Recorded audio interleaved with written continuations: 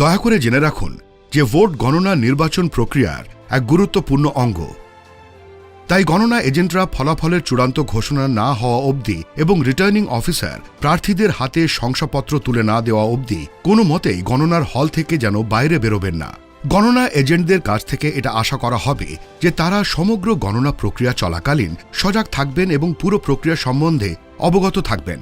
1 নম্বর, এই হ্যান্ডবুকটি কার জন্য তৈরি হয়েছে? এই হ্যান্ডবুকটি প্রার্থী, নির্বাচন এজেন্ট এবং গণনা এজেন্টদের জন্য তৈরি হয়েছে। 2 নম্বর, বৈদ্যুতিক ভোটদান মেশিন কি? বৈদ্যুতিক ভোটদান মেশিনের 2টি উপাদান রয়েছে। ব্যালট ইউনিট, এটি ভোটদানের দিন ভোটদানের জন্য ব্যবহার হয়, যা কন্ট্রোল ইউনিটের সাথে এক সূত্রে বাঁধা থাকে। কন্ট্রোল ইউনিট, এতে প্রার্থীদের পক্ষে প্রাপ্ত ভোটের সমস্ত রেকর্ড নথিভুক্ত থাকে এবং এটি ভোট গণনার দিন গণনা টেবিলে আনা হয়। 3 নম্বর, গণনার জন্য কি কি প্রস্তুতি নেওয়া উচিত? গণনা প্রক্রিয়ার জন্য সময় মতন প্রস্তুতি খুব গুরুত্বপূর্ণ। এটি এখন কিভাবে করতে হবে তা আমাদের দেখে নিতে হবে। রিটার্নিং অফিসার প্রার্থী, নির্বাচন এজেন্টকে ভোটের জন্য নির্ধারিত তারিখের কমপক্ষে 3 দিন আগে লিখিতভাবে স্থান, তারিখ, সময় এবং ভোট গণনার জন্য গণনা সারণীর সংখ্যা অবগত করতে হবে। ভোট গণনা সাধারণত এক জায়গায় করা হয়। কারা গণনা এজেন্ট হিসাবে নিযুক্ত হতে পারেন? নিম্নলিখিত স্থিতি ব্যতীত 18 বছরের বেশি বয়সী যে কোনো ব্যক্তিকে গণনা এজেন্ট হিসাবে নিয়োগ করা যেতে পারে। কেন্দ্রীয় বা রাজ্য সরকারের মন্ত্রী বা সংসদ, বিধানসভা, বিধান পরিষদের সদস্য বা কোনো সুরক্ষার আওতাধীন ব্যক্তি। এছাড়াও নির্বাচনের সময় কোনো সুরক্ষা আওতাধীন ব্যক্তি কোনো প্রার্থীর এজেন্ট হিসেবে কাজ করার জন্য তার সুরক্ষা কভার সমর্পণ করার অনুমতি পাবে না। গণনা কেন্দ্রে সুরক্ষা কভার নিয়ে কেউ ঢুকতে পারবে না। যে কোনো কেন্দ্রীয় বা রাজ্য সরকারি কর্মচারী। কাউন্টিং এজেন্টস কিভাবে নিয়োগ করা হবে? একটি প্রার্থী বা তার নির্বাচন এজেন্ট ফর্ম 18-এর মাধ্যমে গণনা এজেন্ট নিয়োগ করতে পারেন। প্রার্থী নির্বাচন এজেন্টকে নিয়োগ ফর্মে স্বাক্ষর করতে হবে। এজেন্টের ফটোসহ জাতীয় ফর্মের 2টি অনুলিপি প্রস্তুত এবং স্বাক্ষরিত করতে হবে। ফর্মের একটি অনুলিপি প্রার্থী দ্বারা রিটার্নিং অফিসারকে প্রদান করবেন। দ্বিতীয় অনুলিপি রিটার্নিং অফিসারকে দেখানোর জন্য এজেন্টের কাছে থাকবে। একজন প্রার্থী তার সমস্ত গণনা এজেন্টকে একটি মাত্র ফর্ম 18-এর সাহায্যে নিয়োগ করতে পারবেন এবং প্রত্যেকটি গণনা এজেন্টকে সেই একক নিয়োগপত্রতে নিয়োগের স্বীকৃতির জন্য স্বাক্ষর করতে হবে। প্রার্থীদের তাদের গণনা এজেন্টদের তালিকা এজেন্টদের ছবি সহ রিটার্নিং অফিসারের কাছে জমা করতে হবে। গণনা এজেন্টদের তাদের প্রার্থীর কাছ থেকে তাদের পরিচয়পত্রগুলি নিয়ে নিতে হবে। রিটার্নিং অফিসার এই পরিচয়পত্রগুলি প্রকাশ করেন। গণনা এজেন্টের নিয়োগ কি বাতিল করা যেতে পারে? হ্যাঁ, প্রার্থী বা তার নির্বাচনী এজেন্ট ফর্ম 19-এর মাধ্যমে একটি গণনা এজেন্টের নিয়োগ প্রত্যাহার করতে পারেন। পরিবর্তে নতুন এজেন্ট নিয়োগ করা যেতে পারে। এই ধরনের প্রত্যাহার বা অ্যাপয়েন্টমেন্ট গণনা শুরুর 1 ঘন্টা আগে অবধি করা যাবে। মনে রাখতে হবে যে গণনা শুরুর পরে নতুন কাউন্টিং এজেন্ট নিয়োগ করা যাবে না। কতজন গণনা এজেন্ট নিযুক্ত করা যেতে পারে? গণনা এজেন্টের সংখ্যা গণনা সারণীর সংখ্যার উপর নির্ভর করে। গণনার জন্য যদি 4টি টেবিল থাকে তবে 4টি গণনা এজেন্ট নিয়োগ করা যেতে পারে।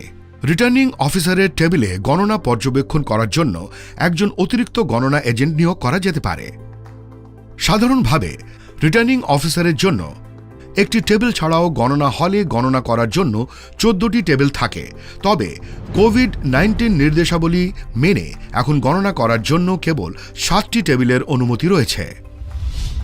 কাউন্টিং এজেন্টদের কি কি নথিপত্র কাছে রাখতে হবে? গণনা এজেন্ট অবশ্যই তার সাথে নিম্নলিখিত জিনিসগুলি বহন করবে। নিয়োগপত্র, রিটার্নিং অফিসার কর্তৃক প্রদত্ত সচিত্র পরিচয়পত্র, নিজের পরিচয়পত্র, আধার বা ড্রাইভিং লাইসেন্স বা অন্য কোনো সচিত্র পরিচয়পত্র।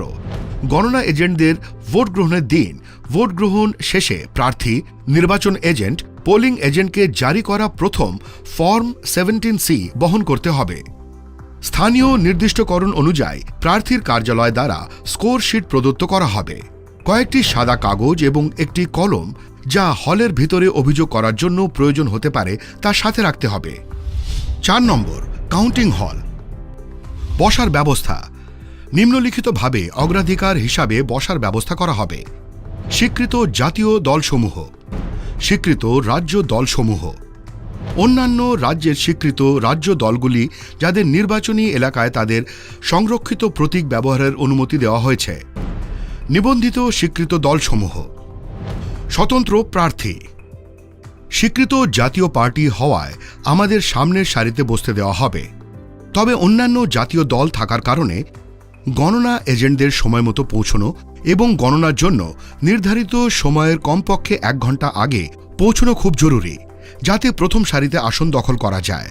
দয়া করে টেবিলের সেই জায়গাটি পেয়েছেন কিনা নিশ্চিত করুন যেখান থেকে গণনার প্রক্রিয়া সম্পূর্ণ এবং সুস্পষ্টভাবে দেখা যাবে। দয়া করে রিটার্নিং অফিসার দ্বারা প্রদত্ত পরিচয় কার্ডটি সর্বদা পরিধান করুন। রিটার্নিং অফিসার টেবিলে কেবল প্রার্থী এবং তার গণনা এজেন্টকে সমস্ত গণনা সারণীর আশেপাশে যেতে দেওয়া হবে। গণনা প্রক্রিয়া শেষ না হওয়া পর্যন্ত আপনাকে কাউন্টিং হলের বাইরে যেতে দেওয়া হবে না। কাউন্টিং হলের কাছে পানীয় জল, রিফ্রেশমেন্ট, টয়লেট ইত্যাদির জন্য সমস্ত সুবিধার ব্যবস্থা থাকবে। গণনা এজেন্টকে রিটার্নিং কর্মকর্তার সামনে ভোটের গোপনীয়তা বজায় রাখার জন্য ঘোষণাপত্রে স্বাক্ষর করতে হবে। গণনা হলের ভিতরে ধূমপান এবং মোবাইল ফোন ব্যবহারের অনুমোদন নেই। রিটার্নিং অফিসার দ্বারা নির্ধারিত স্থানে প্রার্থী, নির্বাচন এজেন্ট ফোন ব্যবহার করতে পারবেন। প্রার্থী একটি টেবিলে বসবেন যেখানে ডেটা গণনা এবং ডেটা সংকলন করা হয়। এই টেবিলটি রিটার্নিং কর্মকর্তা টেবিলের পাশে। গণনার সূচনা। গণনা করার জন্য কেবলমাত্র ভোটিং মেশিনের নিয়ন্ত্রণ ইউনিটটি টেবিলে প্রয়োজন। ব্যালট ইউনিটের কোনো প্রয়োজন নেই। কন্ট্রোল ইউনিট যা মোট কত ভোট পড়েছে তা নথিভুক্ত রাখে তা ফর্ম 17C এর সাথে থাকবে। ইভিএম মেশিনের ভোট কিভাবে গণনা করা যায়? যখন ইভিএম গণনা করার জন্য স্থাপন করা হয় তখন গণনা এজেন্টকে অবশ্যই নিশ্চিত করতে হবে যে মেশিনের সিলটি অক্ষত আছে বা তাতে কোনো কারচুপি করা হয়নি। ইভিএম মেশিনের ক্রমিক নম্বরটি ফর্ম 17C এর সাথে মিলিয়ে দেখতে হবে। ক্রমিক সংখ্যা না মিললে সেই মেশিনের ভোট গণনা করা হবে না। যদি কোনো নিয়ন্ত্রণ ইউনিটের সিলটি ট্যাম্পার করা হয়েছে বলে প্রমাণিত হয় তবে সেই মেশিনে নথিভুক্ত ভোট গণনা করা হবে না। কন্ট্রোল ইউনিটের রিয়ার বগিতে প্রদত্ত পাওয়ার সুইচটি চালু অবস্থানে রাখতে হবে। রেজাল্ট আই বাটনটির উপর থাকা কাগজের সিলটি ছিদ্র করা হবে এবং রেজাল্ট আই বা ফলাফল বোতামটিকে টিপে দিতে হবে।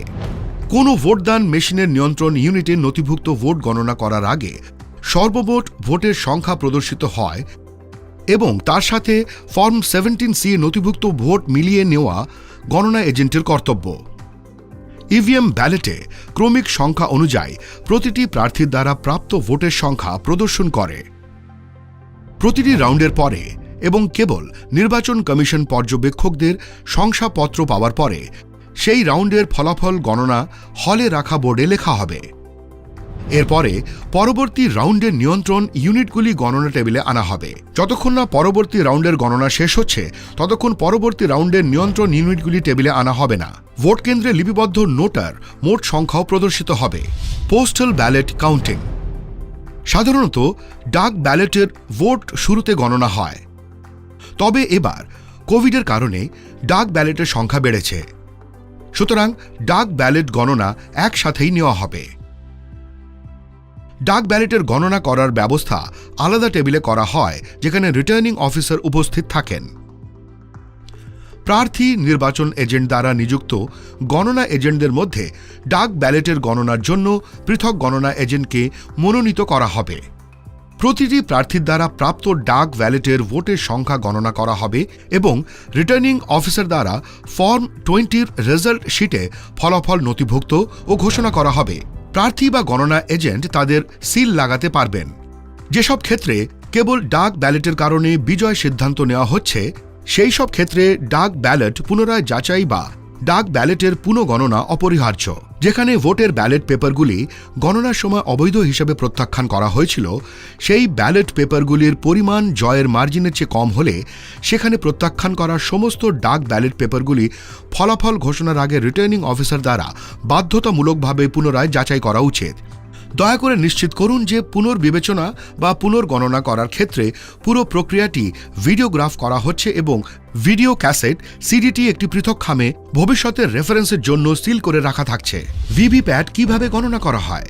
5টি ভোট কেন্দ্রের voter verifiable paper audit trail slips এলোমেলোভাবে চয়ন করে রাখা থাকবে এবং তা একমাত্র শেষ স্তরের গণনা শেষ হওয়ার পরেই গণনা করা হবে।